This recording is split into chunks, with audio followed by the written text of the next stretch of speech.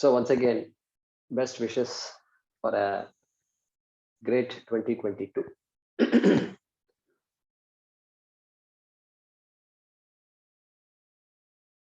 Now we look forward to, and I look forward to Swamiji giving us a talk on a New Year day when we are in the ashram, for example. And that typically happens in, I've seen Swamiji talking in Sailorsburg, and our camp used to end last day and then January 1st.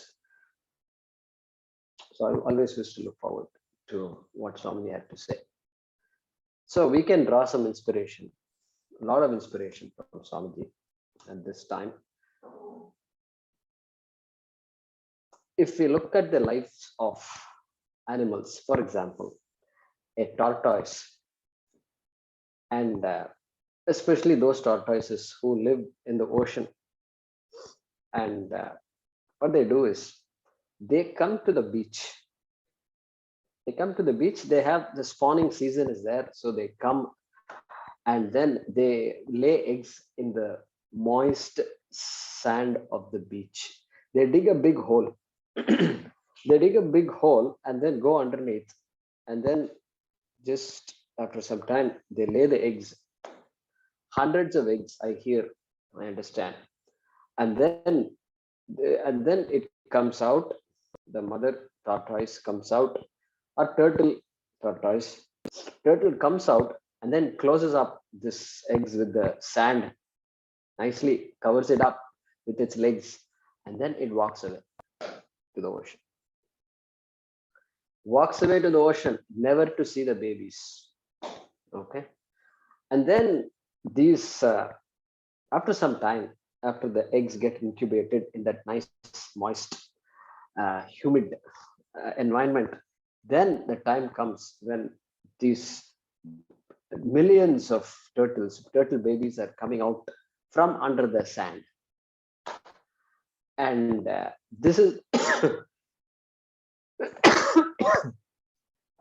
and this is the most dangerous time for a turtle, because it somehow instinctively knows that it has to dash to the shore. It seems to know, dash to the ocean.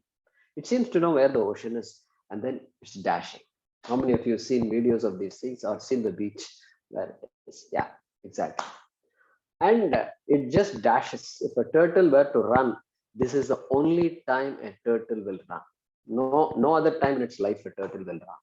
Okay. And it dashes to the ocean, and then these birds, seagulls and all are there, and they're all picking there is a massive feeding session going on there. It's very sad to see this, but that's how life is. And on top of that, human beings also are there to pick up these baby turtles. And then anyway, this turtle goes to the water. The minute it enters the water, at that point, it's the risk of its survival reduces from 50% to, how shall we put it? The chances of its survival increases from 50% to all the way some 90%. Then the turtle lives for a few more days in that water, in that ocean. It knows nobody. There is no mother holding it and then giving it some milk and this and that. Nothing. It's by itself. From day on, it's alone. Okay. And then after one more week, it has figured out how to live in that little small environment. It won't venture far. It just learns. After 1 week, the chances of its survival increases to 95%. And then let it live for a few more weeks, 6 months, 1 year. It will survive. Its chances of survival is 99.9% or more. It has no prey. And then, okay, there are some prey and sharks and all these things are there. It has no, what do you call it, or prey. The animals that feed on the tortoise, on the turtle, very few are there. I don't know if a shark will consider consuming a big turtle which has a lot of hard shell around it. I don't think it'll be a good meal. So I think that's why these turtles live for a long time. 75 years, 100 years, 125 years, 125 years. Okay. It lives a life. This baby has not seen its mother, not seen its father, nothing. It knows nothing. Periodically, it does the same job that the mother did. It will come to the shore, lay eggs every year, go back. Lay eggs, go back to the ocean. Okay. No school, no college. Okay. No teenage problems, no parent children issues, you know, and anxiety born of all these things, not there. Nothing is there. Look at that turtle. Turtle's life is like that. From day one, it is independent. Yeah, Haraprasad, go ahead and unmute yourself. Oh, I just wanted to say no corona. Okay, all right, that's a good point. No corona also. But we give the turtle a lot of problems. They get stuck in nets and this and that. So it doesn't need long before corona, turtles have had survival problems. And so we are human beings are very funny people. We are all strange and complex people. Not only do we understand ourselves properly, and we don't understand what other animals need, and their needs also we don't seem to properly understand. They say the human being is Homo sapiens is 2 point some x million years ago. We were, the Homo sapiens, and then after some time, Homo erectus. Erect bipedal stance, erect stance, etc. 300,000 years ago, etc. They say out of Africa, etc. Those theories are debated now, and but still, after all these years, okay, after all these years, still we have no turtle commit suicide, but a human being can commit a suicide, correct?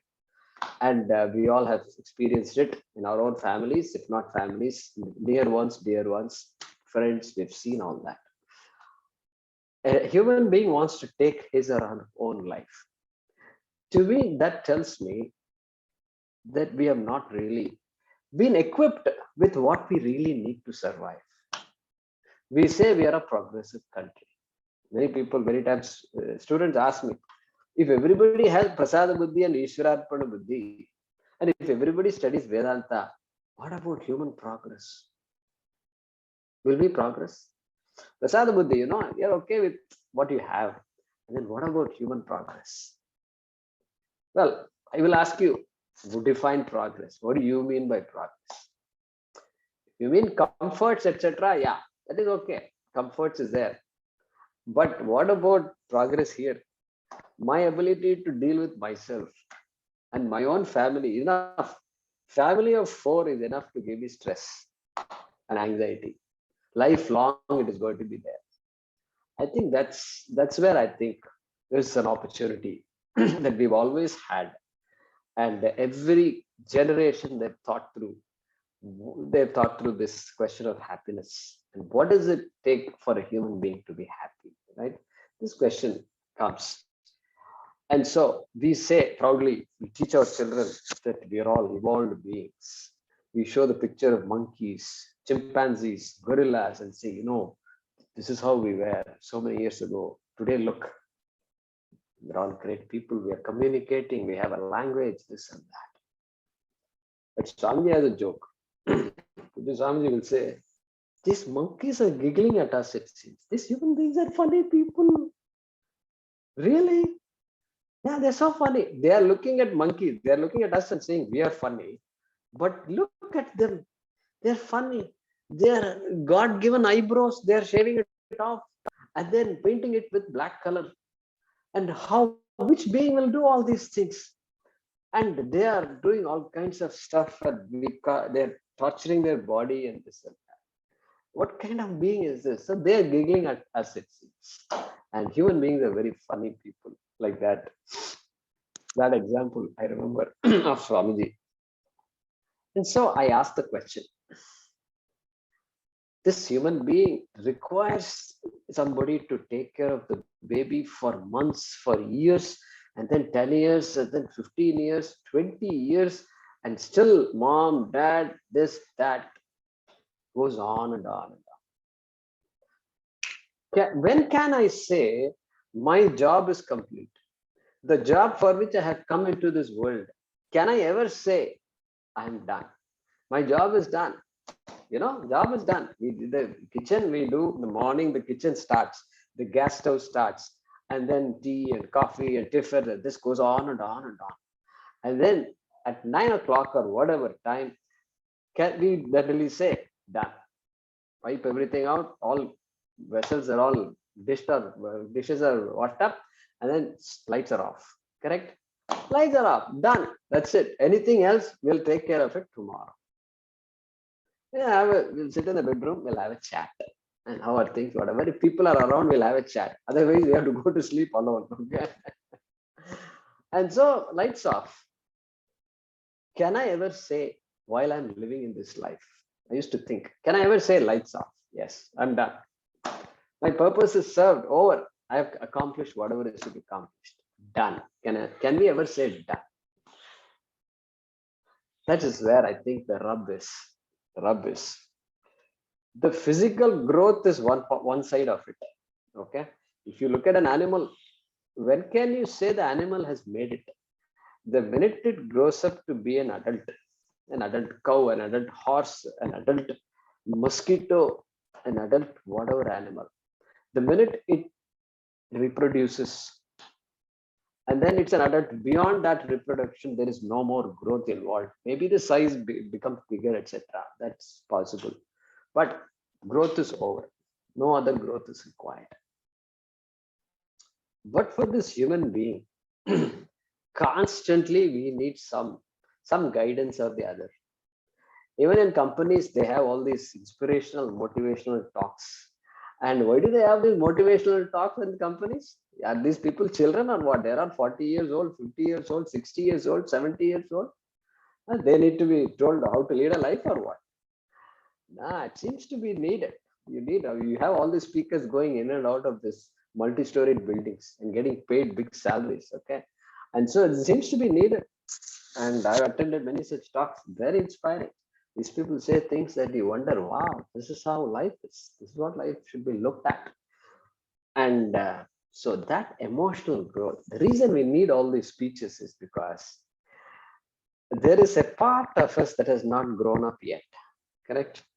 That still needs some help. I still need help.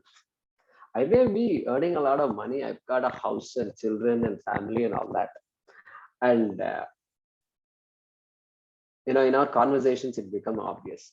We have an idea of success. Each of us has an idea of successful life. What is that idea of success? All you have to do is sit in a conversation with some 10 of your friends. And typical conversation.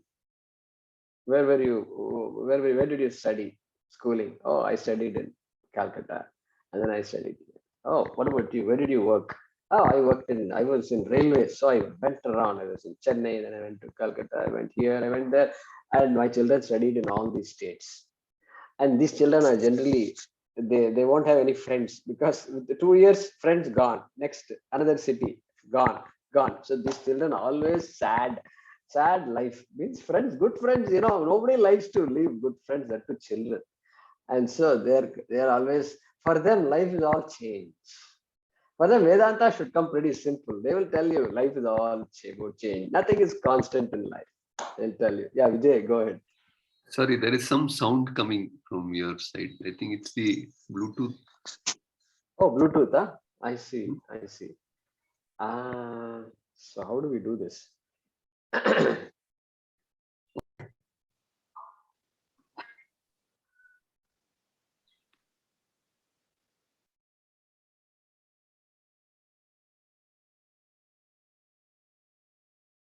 So much support system is needed for this human being. Never ends. We think we're all adults. And then adult is only on paper. On paper, I am so many years old and I've done this and I've done that. Big resume I can show. But then what happens? How do I deal with situations? I panic every time. There is anxiety attack. And this goes on endless. It is. It's just on and on and on. So I ask myself, there's something missing, obviously. To me, something is always missing. And that is where our Vedanta comes into play. And, you look at families, etc. So this family, the father has gone to work and he's coming. And then mother says, dad is coming, dad is coming. And then everybody runs to their own rooms, home places. And then like these squirrels, when they see some some bird coming, they'll just run into their holes and then look like this, and then look like this, and then go inside, and then come out and check, go inside, like this. And then the adventurous squirrel will get into trouble. Okay. So this we have seen. So like this, we just go into our burrows. And why? Because father is coming. Father is coming must be good news, I think. And you would want to share your problems with father and all that. Don't talk. Just come. Why? We don't use a word here. Terror. Terror is a word. That's the word that comes to everybody's mind. And so better be careful. Just be yourself. Let him come, do his things, and then wait for tomorrow morning. Okay. That's how it is. So look at that. We are supposed to be compassionate beings, and we want to share the love, yet we end up screaming at people, yet we end up uh, doing things that nobody likes to do, and frustrations are there. All this compassion just comes out. You ask the fellow, how come you're like this? Why are you beating your children? Why are you screaming at them? I'm doing it for their good. I love them. That's why I'm like this. Correct? That's the answer. Obviously, love is there. The children are not, doing funny things. The parents do get angry, get upset. And so I need to be in control of things. And so it's my love that makes me do all this. The children, if they're allowed to talk, they will say, keep your love to yourself, dad. That's fine. I'm very happy. We're very happy. We also love you. Just for some time, just keep it with yourself. Don't share your love. Okay. So therefore, uh, we end up with all kinds of emotional problems. And so here the challenge is, can I retain my love, my compassion? Can I retain all the qualities that we all cherish in other people? We cherish, generosity, understanding, and courage. All these things I want, but yet I don't want to end up in a situation where I am constantly having inimical relationships with people and unable to relate properly. Okay. So constantly children are beaten up means the children will have all kinds of intimacy issues will be there. And then we have to marry them also. And you don't listen to the child gets married. And then what happens after marriage? Again, same issues. Same issues. Ditto. Same issues come up. And two people with issues. One person with issues, one thing. Two people with issues come together. What will happen? Fireworks, obviously. Deepavali, every day will be a Deepavali, correct? We don't need a special November 26th Deepavali or not. So that's so the question is, we have to ask, are we missing something? And I've confused love to control. I love you, therefore I control you. You must listen to me. Hey, how did love become you must listen to me? And you must listen to me is okay, mutually, we do a lot of things, but you have to listen to whatever I say. This is how love has been transformed into control. Swamiji keeps talking about this love and control. And he says, we are 60 years old, 70 years old. Still, each person is trying to change the other person. The husband is trying to change him. Swamiji, he's always like, never changes. And 70 years old, okay? And never changes. And still they're worried, they're trying to change each other. Hey, Swamiji is talking Vedanta, this, that. What happened to all that? Swamiji, Vedanta and all. We come here, Swamiji says nice jokes. That is why we are here. And then after the jokes are over, we'll go back. and then come back again next year. And so so I mean, if suppose somebody were to ask us, do you want comfort or do you want happiness? Do you want comfort or do you want happiness? A tough question. Tough question. And tough. Same question was asked to Adi Shankaracharya's father and mother. Shiva came to Aryamba and Shivaguru, and Shiva said, I'm very pleased with you, that and I'll give you a child, but I'll give you an option. I'll give you an option also. Do you want to have a brilliant child or do you want a child that lives long? What kind of a choice it is for a mother or a father? What are you saying? Do you want to have a brilliant child, may not live long, or do you want a child to live for 100 years? Appa, kadava sathanumpa. Okay.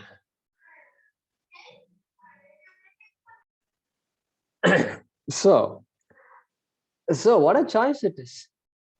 And they chose to have I want a brilliant child. And it won't live long, okay? Yeah, that's fine. I'll have a brilliant child. So very tough choice. So we are always faced with tough choices in our life. Always. Especially those who study Vedanta, every day, tough choices. Keep on making tough choices, correct? Until you come to a point where you say, yeah, I'm clear. No longer a conflict. And I know what's the right thing to do. And so comfort or happiness. That's why when somebody says, how will humanity progress? If you say, comfort-wise, humanity is progressing. And so we are good at changing the world. Manipulating and changing the world, setting everything up. I can set up my room any which way I want. I can move the couch from here to here. Because I'm bored with this setup, So I have to keep on changing something or the other. And then we feel good about it. Looks good now. Looks good now. Poor couch. We keep on moving it around all over the place. And I can do that. But looking at myself, I can't, I'm everybody is a problem in my life. I'm the only guy who has no problems, correct? This is my outlook. So a bit risky. This kind of attitude is dangerous. And many of us get stuck in that. And in the process, relationships are, affected seriously.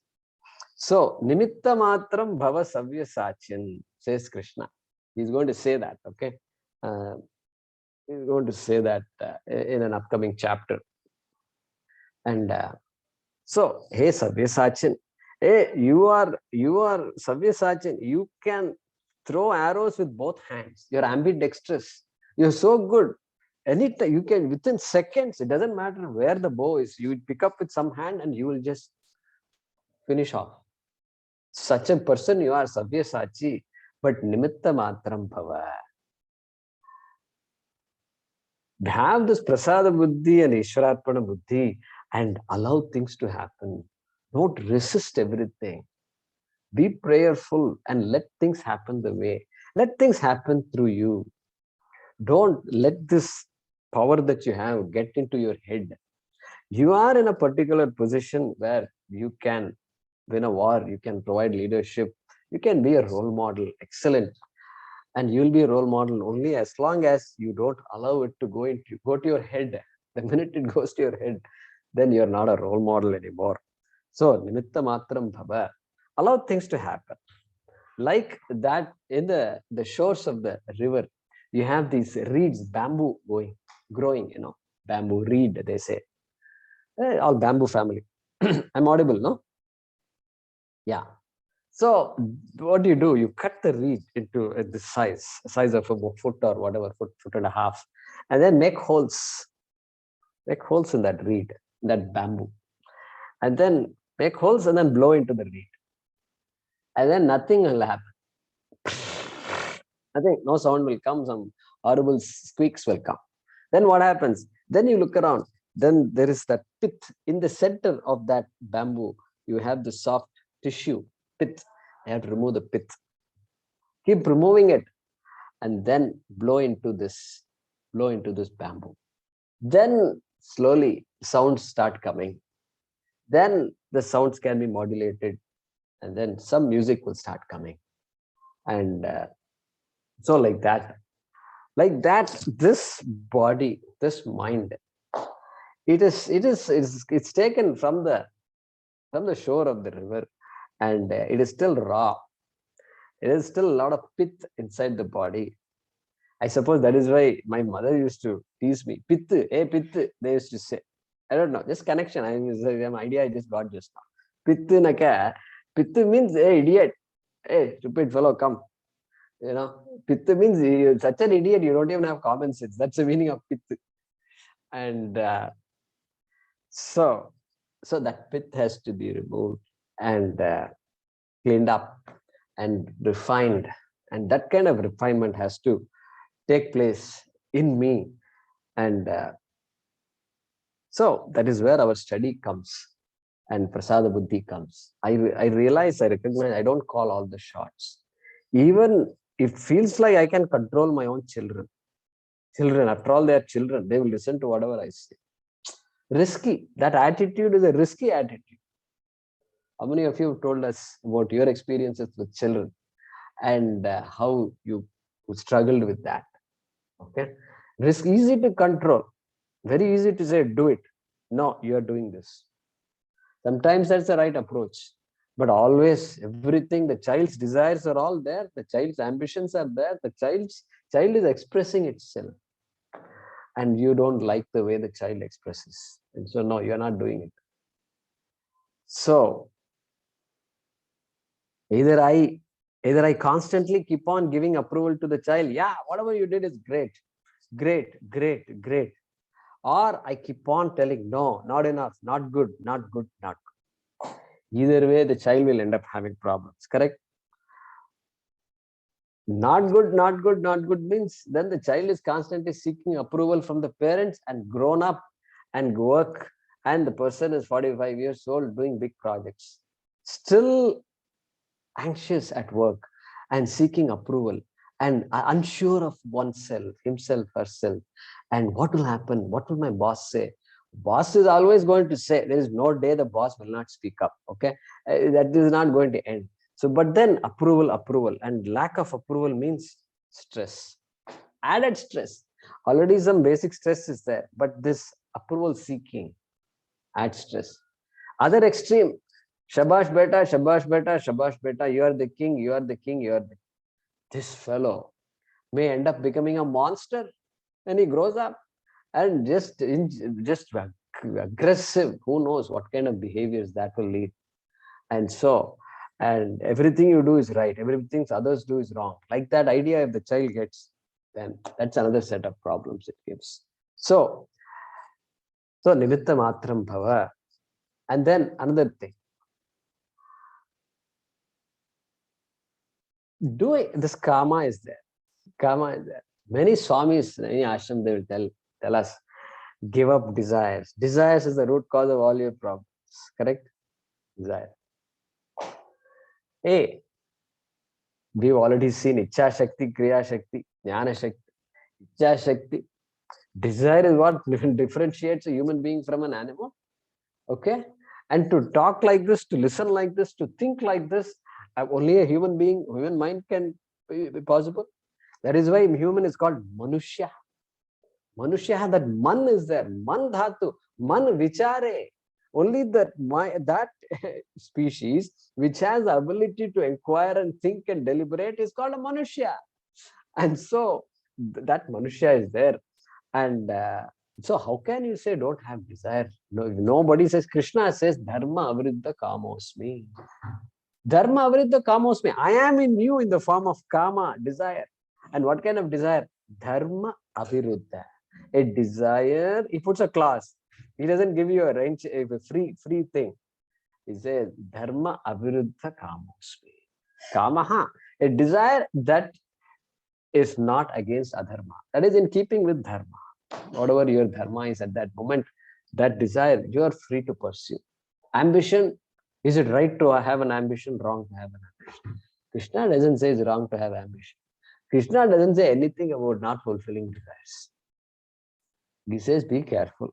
Paripanthino, that's all he says. They can become your enemies. And don't get caught up. So dharma aviruddhaka, mosmi. And so that desire, because sometimes people ask, so somebody, can I do this and can I do that? You can do anything you want. As long as you're not hurting people in the process, hurting animals in the process, you're not hurting living beings. Think through that kind of hurt, what it causes. Otherwise, you can do, I want to grow my company. Is it right or not? Grow your company. I want to buy another company. This buying companies became a trend in 80s, 90s. And then some people got ideas, and then this merger and acquisition became a big thing. Then they started having departments of merger and acquisition. Hey, company is supposed to manufacture products. You're not supposed to keep buying other companies all the time. What about? And so merger. Okay, fine. Go ahead and buy companies. But in the process, are you hurting people or is it helping humanity? This also is, you have to check, because a company means an integral big part of the society, and so they have a big role to play. You're not an independent entity just making money for yourself. That's why corporate social responsibility, all that only now is coming. And so like that person, Michael Douglas, in the movie Wall Street, and he says, greed is good. Like that, he argues. He makes an argument to all the board, the board of the company. Greed is good. And like this, he argues. So greed is not asking for more. Greed is a problem when you ask for more, and in the process, you hurt yourself or others or both. That is when I define greed. You can never say greed means you can have this much and after that you want any more. It's called greed. No, nowhere it says you cannot have more than. Who decides what is less or more? Tell me. Suppose I look at your house, you have a 3-story bungalow is there and 2 people are living. So can I come and say, oh, you're all greedy people? Can I say that? Is that a right statement? No, it's not a right statement. They chose to live like that. Nothing wrong with it. So greed has nothing to do with how much you possess. Greed has everything to do with how you are possessing it, how you got what you got, how you got the money that you got, and etc. Those things, I think you're all clear about that. And so that dharma, every being wants to lead a life free of hurt. Even a mosquito wants to live like that. That is why the mosquito will not come and bite at a bright area. It will go to the back of the hand and then only bite. You don't bite here, it will go this side. Or it will go to the back. Back is always good for mosquitoes. They always neck, these areas. Because you're looking around here. I think it knows. The mosquito also knows. This fellow, his attention is on this side. So go back. Just bite him and then walk away. And our Swami gives this, tells this to us. He says, a biting mosquito is a pregnant mosquito. Okay, that's what Swamiji, I heard Swamiji say. You guys can confirm that. And then another Swamiji told this, our Swamiji, it seems, you know what? When that mosquito comes and sucks your blood, you're actually doing a blood donation to a pregnant mosquito. It means you're getting punyam in the process. Punyam. And then what about all the pain that I'm undergoing through? Yeah. Papam also gets destroyed in the process. A little bit of papam that I have. Therefore, not only punyam you gain, you lose papam also. Such situations are very rare, where you get punyam and you get rid of papam also. And so, don't be, you don't like mosquitoes biting you. Like right now, something is biting here. But look at it objectively, like that it says. But here, the idea is even the mosquito doesn't want to get killed. I know this very well. So, and when it comes to human beings, relationships, of course, killing and all, we are clear about that. But hurting each other by words, hurting each other, that's where the rub seems to be. And when should I let go? When should I stand up for myself? It's a question. All of us will have the question. Somebody is abusing me. And when should I let go? When should I stand up for myself? Somebody is not treating me properly. That's a question. So these are the things I think that we need to be educated on. I don't claim to say these are all simple. I'm not saying all that. And it takes a lot of time to understand all these things.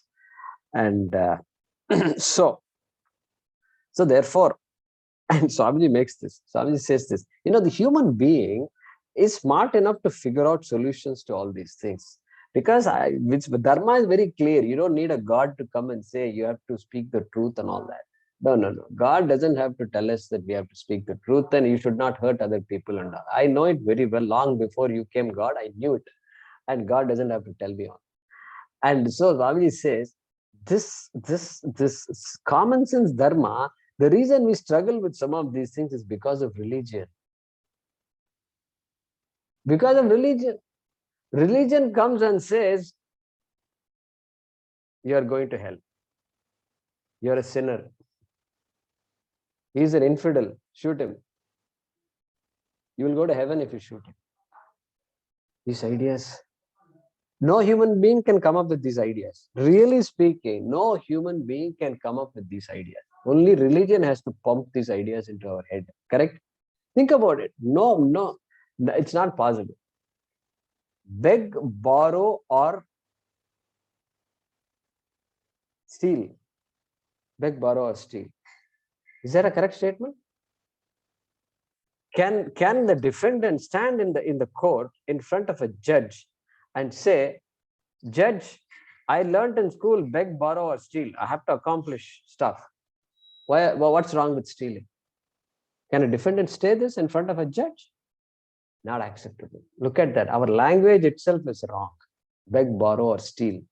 Not correct. This language is wrong. It comes from a different tradition.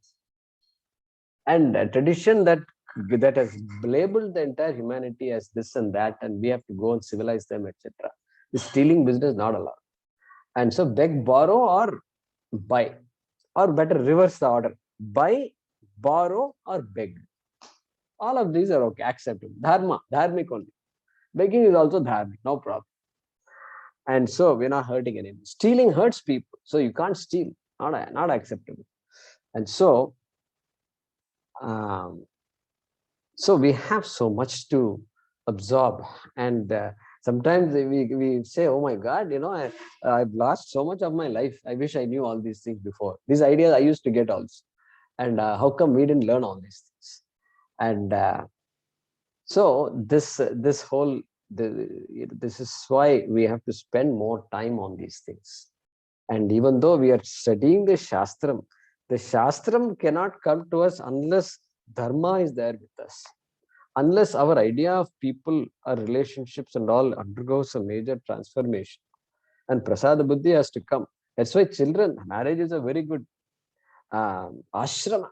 Because it suddenly, that is what makes the parents mature. They realize, oh my God, and things are getting out of control. 2 children and things are out of control. Yeah, that is how it is. That is how it is. So the parents become a little wiser. Okay. All right. So I think, we don't really control everything. Okay. So therefore, that ashrama, we have to, ashramas are meant for us. And of course, like this, I can look at myself as a reed and be prayerful and say, may the clogs in this mind, may you unclog my mind and body so that I can be free. I can lead a simple life. Simple life. We want to lead a simple life, correct? That's why we always appreciate people who lead simple lives. Because that means what? That means we have complicated our lives. That is why that person's life seems good to us, right? So a simple life. Whatever we do, keep it simple. Let's not be carried away by what they do and he does and she does, etc. Those things, those ideas, we can let go. And so nimitta matram bhava. I can appreciate Krishna's words. Nimitta matram bhava. Yeah, I seem to have a free will and I seem to do a lot of things, and I seem true. I get the feeling that I can control a lot of things, but even that ability that you could control something for some time, that itself is mithya. And okay, you were in a position where things worked in your favor, correct? That's a good attitude to have. Things have been working in my favor for a long time. I'm prayerful, I'm happy, I'm thankful, I feel very blessed. And so I want to be assertive, but at the same time I don't want to be carried away by that. When can I let go? When can I say this is what it is? When can I say I must accept what it is? I've been pushing and pushing and pushing, things didn't work out. And can I relax and say, yeah, I think this is the way it's going to be. It's going to lot of money, loss of lot of money. Okay, can I accept it? These are the kinds of questions I think we should ask. And for that, prayers are very important. Prayerful life is so important. And so so I think that could be a message for us this year. We can be more prayerful. We are prayerful. We can continue to be prayerful, and we can. Now that we have more things to chant like Bhagavad Gita, etc., we can change the type of prayers, right? Prayer doesn't. There's no rule that you must pray in a particular way. You must do a puja, yes, and pujas now can include your Vedanta in the puja, correct? It can include chanting of all these shlokas and Nirvana Shatkam and Bhagavad Gita and Upanishad Parayanam and all that. So prayer becomes meaningful, powerful, and so I pray this year.